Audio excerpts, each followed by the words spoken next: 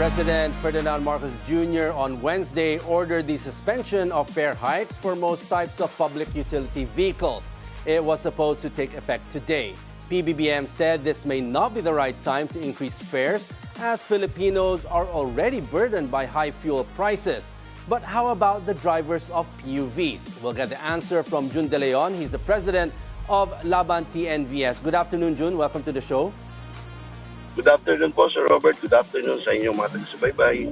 Sir, you oppose the 20 peso fare hike. In your perspective, what would be a fair rate? Sorry, sir. Sir Jun? Hello? Sir, inoppose niyo po yung 20 peso na fare hike.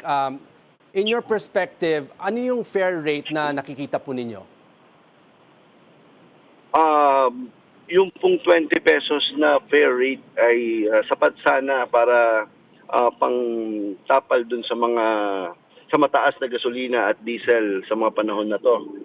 At meron pang additional yan, hindi lang yung 20 pesos na base fare ng TNVS dahil meron pang kasama yan na 15 pesos pick-up fare. Bali, yan po ang mga nawala sa TNVS na pamasahe na inatras ng ating Pangulo na hindi ko alam kung bakit niya inatras. Sir, may mga ilang jeepney drivers na nag-report na bumaba ang kanilang kita. May mga TNVS drivers din po ba ang nagrereklamo na nabawasan nga yung nabanggit nyo, ang kanilang mga naiuwing mga kita sa araw-araw? Halos lahat po ng TNVS driver ay talagang bumaba ang kita dahil sa napakataas na gasolina at diesel. Karamihan po ngayon ng TNVS ay, lalo na yung mga drivers, ay nagsasauli na ng sasakyan sa kanilang mga operator. Dahil sa loob ng 16 hanggang 18 oras na biyahe, halos 300 piso lang ang kanilang naiuwi sa kanilang mga pamilya. Kaya nagdidesisyon po sila na magtrabaho na lang muna sa iba. Yung iba magko-construction, yung iba naman ay nagtitinda na lang muna at yung iba ay namamasukan ng family driver sa kanilang mga kakilala nila. Sa ngayon po, gaano karami pong mga nabanggit yung mga TNVS drivers na nag-o-opt na hindi mo na mag-drive po ngayon at mag-ibang trabaho na lang muna? Yung sa amin po, dun po sa 50 ay 10 po ang nagbabalik. Yan po yung umpisa pa lamang ng pagtaas ng gasolina at saka krudo. Dito po nung nagkaroon po ng announcement regarding po dito sa pagtaas ng pamasahe, ay may unti-unti po silang bumabalik dahil nagkaroon sila ng pag-asa. Nagkaroon sila ng pag-asa na kahit papaano kumita pa ng mas malaki. Pero kagabi ay nagbago na naman ang isip nila at mas marami pang nagbabalik ng sasakyan.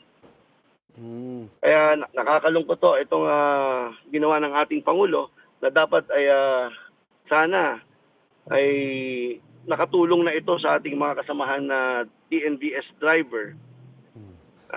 Siguro naman nag-uusap sila ng DOTR bago nila i-announce ito. At hindi ko alam kung bakit niya ginawa ito. Sir Jun, sa Laban TNVS, ilan pong mga drivers ang nasa grupo po ninyo? Alam niyo po, kapag may laban po na ganito, nagsasama-sama po ang ating mga kasamahan na TNVS drivers and operator. Mamaya po, alas 5, ang grupo po ng TNVS, Community of the Philippines, Laban TNVS, ay pupunta po sa Welcome Rotonda para magprograma, may maiksing programa doon upang ipahayag yung pagkundi na natin dito sa ginawa ng ating Pangulo. Sir Jun, kasama po ba ang mga TNVS drivers sa makakatanggap ng 5,000 peso na cash aid? At kung sakali po, sapat po ba ito? Yung pong AIX na tinatawag ay makakasama po dahil open naman po ito. Dahil, ito po ay galing sa DSWD. Pero yung pong pondo na galing sa DOTR, LTFRB, kada po merong fuel subsidy. Kakaunting porsyento lang ang nakakatanggap ng mga TNVS driver and operator. Dahil sa sobrang bagal ng pagproseso ng prangkisa dyan sa LTFRB, Puro provisional authority po. Hindi po kami kasali doon pag naka-provisional authority ang hawak mo. Puro mga CPC pa lang. Pero wala po sa tingin ko itong 10%. Sa ngayon po ba may mga nakatanggap na ng mga cash aid na 5,000 pesos ng mga TNVS drivers?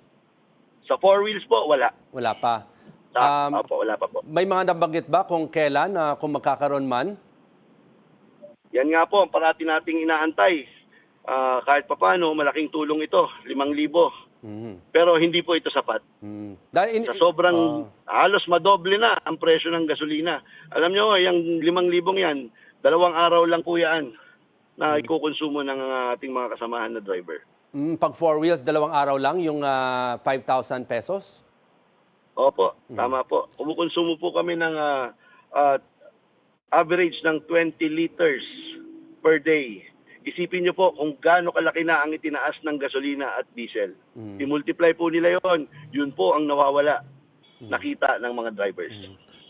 Sir Jun, may mga ino-offer ba ang mga gasolinahan na mga discount? At kung meron man, kasama po ba ang mga TNVS drivers sa fuel discount na ino-offer nila?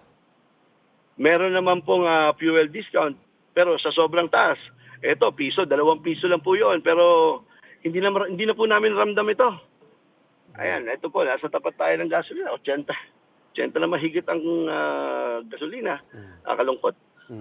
Sir Jun, huling panawagan, ano po yung gusto niyong sabihin sa gobyerno? Panawagan po sa ating gobyerno ay dapat, number 1, bago sila magsalita at paasahin yung mga tao, sana, sabi nila, pinag-aaralan nila pero nagiging laban o bawi para tayong buhay ng tao, hanap buhay ng tao ang pinag-uusapan natin dito. Dapat ayusin po ito ng ating gobyerno. Ang mungkahi po natin sa ating gobyerno para mapababa itong presyo ng gasolina at diesel, may mga taxes naman po na pwedeng tanggalin dyan. Yung excise tax, yung mga VAT. Malaking bagay po ito. Kapag ito po ay natanggal, baka 20 pesos po mahigit ang mababawas sa presyo ng ating gasolina at diesel. Kaya itong mga ayuda naman, pamigay na nila. Wag na silang magpatumpik-tumpik. Hindi natin alam kung bakit ito nagtatagal sa kanila. Kung sinasabi nila nandiyan ang pondo, bakit hindi ibigay agad? Sabay-sabay. Okay, on that note, maraming salamat po Sir Jun sa inyong oras sa aming programa. Maraming salamat po.